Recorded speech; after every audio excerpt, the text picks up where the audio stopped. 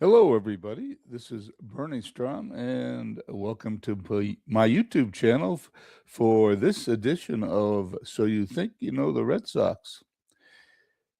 It is 11 a.m. Eastern on Sunday, and I've started a new show where we're going to chat about the Boston Red Sox for 15 to 20 minutes every Sunday morning, 11 a.m. Eastern, 8 a.m. Pacific time, which it is here in Las Vegas, Nevada. Thank you for stopping by. Today's subject will be the 1967 Red Sox. Last week on our inaugural show, I went over what I remembered about the Boston Red Sox from the time I began being a Red Sox fan in 1959 until the end of the 1966 season. The one thing those seasons had all in common is they were losing seasons. And as a Red Sox fan, all I knew was losing baseball from the time I was 8 to the time I was 15. So I was indoctrinated into watching a losing Red Sox team. I thought that's all they did. Well, things changed after 1966, as everybody knows, and they began in the winter of 1967. Uh, Pretty symbolic uh, event occurred on January 28th. I don't remember this, but I looked it up in the research, what we're going to go over for the most of this segment, the things I remember. But as I was looking up 67 to verify some facts, I found that on January 28th, the Red Sox selected Carlton Fisk in the first round of the free agent draft. That should have been a good omen. If you could look into the future, you would have found out that Carlton Fisk obviously becomes a Hall of Fame catcher. Other things I didn't remember before the 67 season started.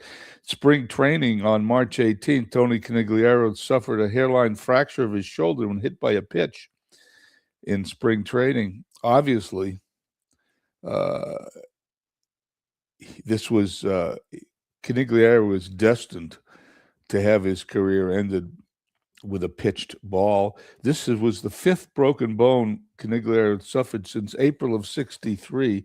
It's only 4 years. He had 5 broken bones hit by a pitch in Major League Baseball.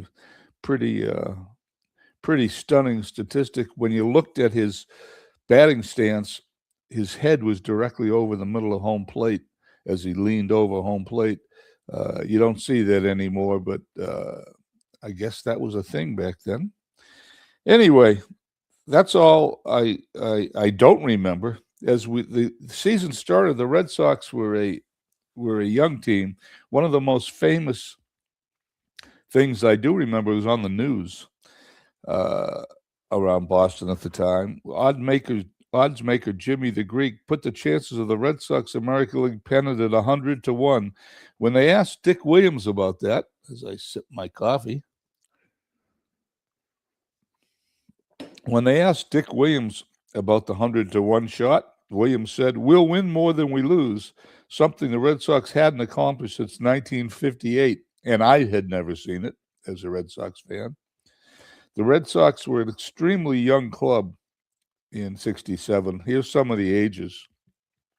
Billy Rohr was 21 years old, Tony Canigliaro 22, Reggie Smith 22, Tony Horton 22, George Scott 23, Mike Andrews 23, Dalton Jones. These are all people that played a part in '67. Dalton Jones was 23.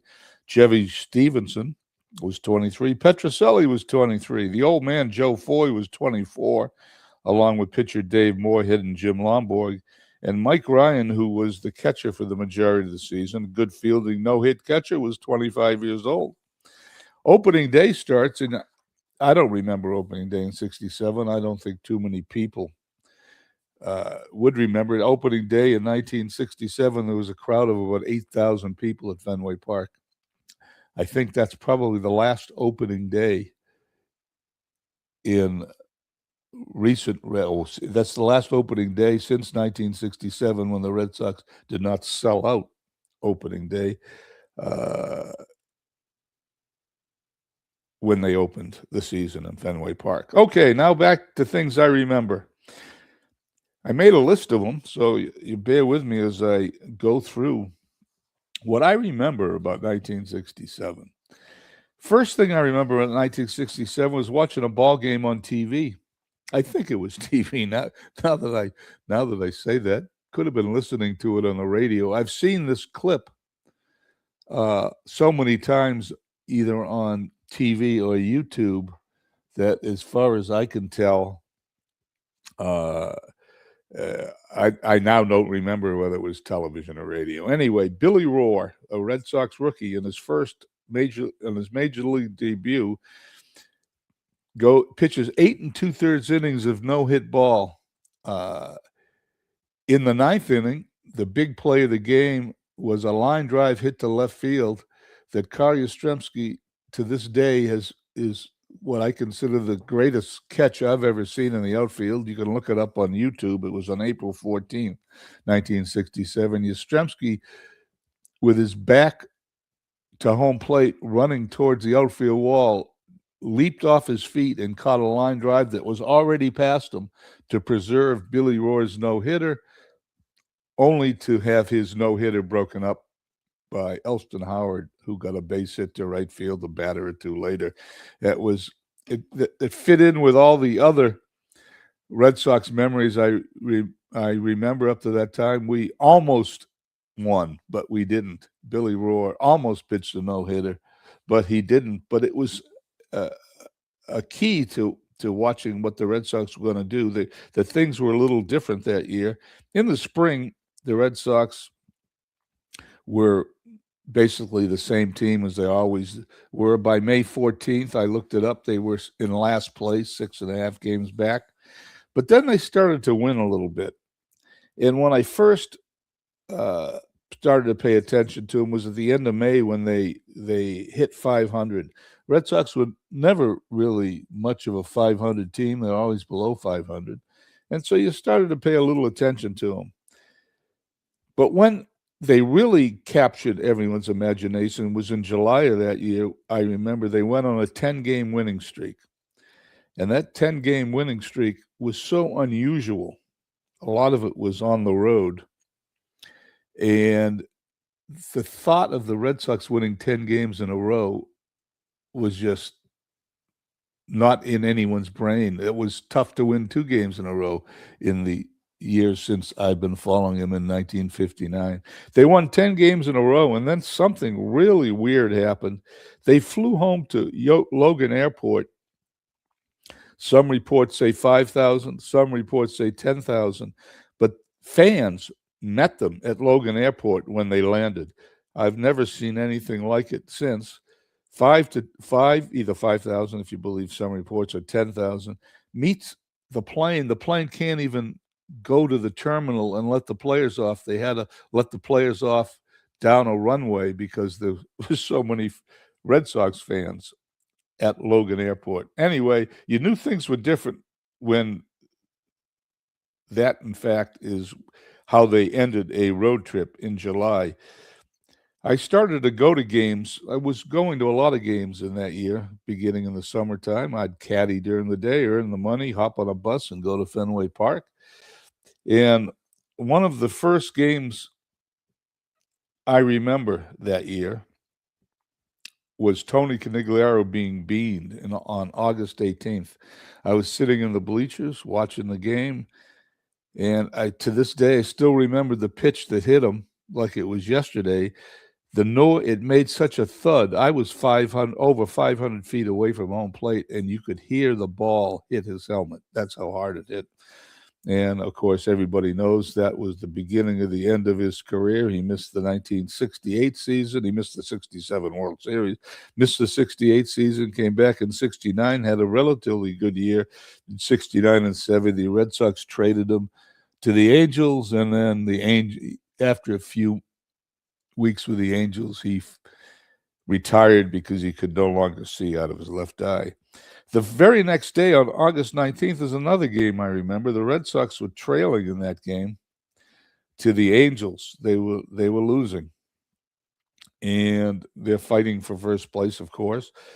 And the Red Sox manager, Dick Williams, sends up Norm Seaburn, who, in fact, was a end of his career sort of washed up player, Norm Seaburn, and he triples with the bases loaded, and the fans absolutely went hysterical at Fenway Park. I'll never forget that.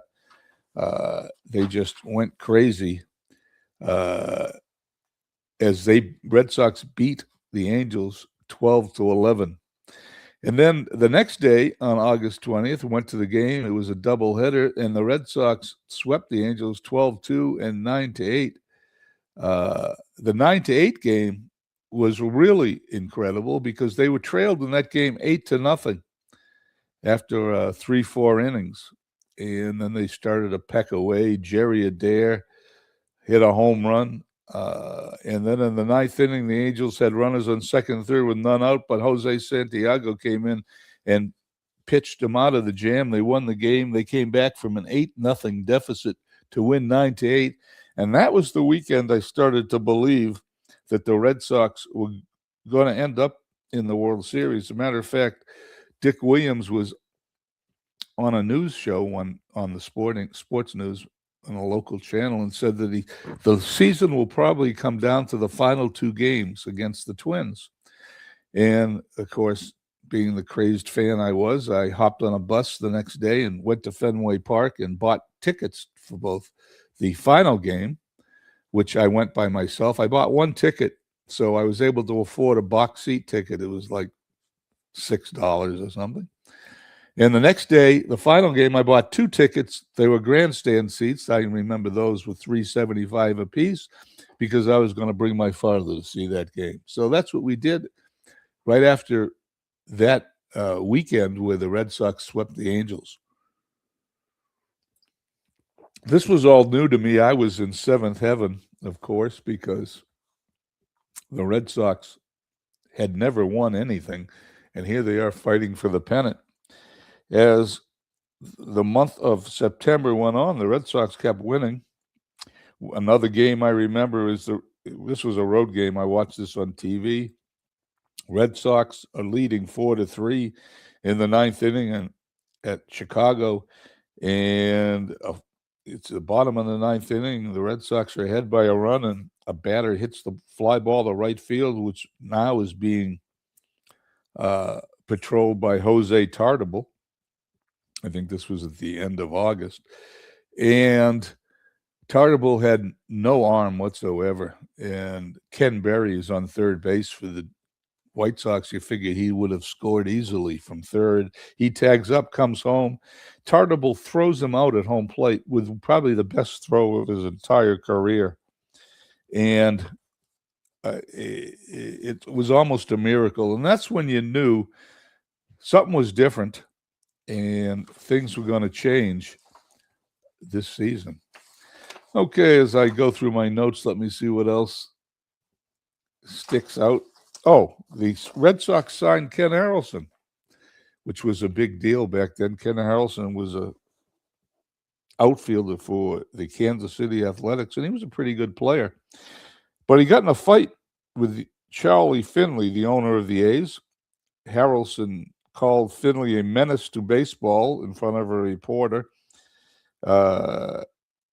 Finley got so upset that he unconditionally released him, threw him off the team. And then people started to bid for Ken Harrelson throughout the league. And the Red Sox won the bidding war, offered Harrelson a bonus of $75,000, which was a lot of money at the time, and a $100,000 season.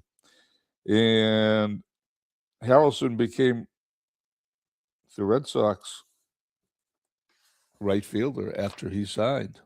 And he played pretty well. He filled in okay. He had a great year in 68. I think he won the RBI title in 1968 for the Red Sox.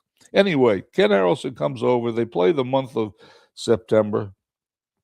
They stay in the pennant race the entire way, and now we come to the final 2 games of the 1967 season, and I'm there.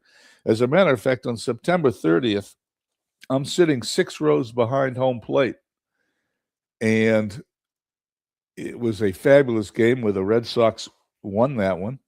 And Kari Yastrzemski hit a home run, 6th, 7th inning. I don't know exactly. I could look it up. Doesn't really matter, because the point of the story is when Yastrzemski hit that home run to put the Red Sox up 3 or 4 runs in the game, and we knew that the Red Sox had to win both games to have a chance of winning the pennant. If they had lost one of those games, they were out of it.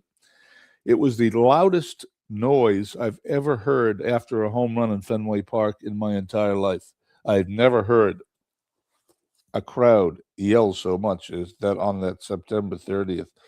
I think the Red Sox might have been ahead 3-2 when he hit that home run.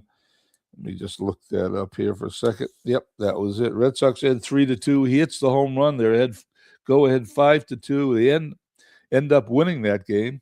In a side note, 40, 50 years later, a DVD comes out, and that particular game, September 30th, 1967, it was the first time a game was recorded in color, start to finish, and it was the first one that they maintained, and they didn't get rid of it for some reason. They used to get rid of these tapes at the networks. They came out with a DVD, and that game is that game's DVD. It shows it from the beginning to the end, and you can't tell because it's too fuzzy, but on several shots from behind home plate as they look into the batter, from behind the pitcher's mound from center field, when you look into the batter, I can see myself sitting 6 rows up behind the backstop at Fenway Park. I get every day, every time I watch that, I get a thrill. I see my 16-year-old self sitting in the stands. Anyway, that brings us to the final day of the season, October 1st. Everybody knows what happens. The Red Sox win. A great game. Jim Lomborg outdueled Dean Chance for the win. Lomborg had a fabulous season. And you can see on YouTube Rico Petrocelli catching the pop-up. The Red Sox win the pennant, 100-1 shot. They're in. Head to the World Series. And, of course, I could go over that World Series, but I'm not going to. The Red Sox lost in 7 games. Jim Lomborg pitched 2 of the greatest games I've ever seen him pitch in the World Series, but he came back on 2 days' rest in Game 7, and Bob Gibson beat him in Game 7, and the Red Sox lose the World Series. It was devastating. I remember that. I do also remember one other final thing from 1967, and I'm going to end the broadcast because it's only like a 15 or 20-minute broadcast of my memories of the Red Sox. On December 24th, 1967, Jim Lomborg has a skiing accident and destroys his promising career. He was never the same since. 1967, the Red Sox played well from that point on, and they packed the stadium from that point on, but I had to wait 8 more years before the Red Sox made it to another World Series, even though they had some pretty spectacular teams, which we'll go over beginning in 1968 in the next episode, next Sunday morning at 11 a.m. I want to thank everybody for listening, and we'll see you again next Sunday. Have a nice day, everybody.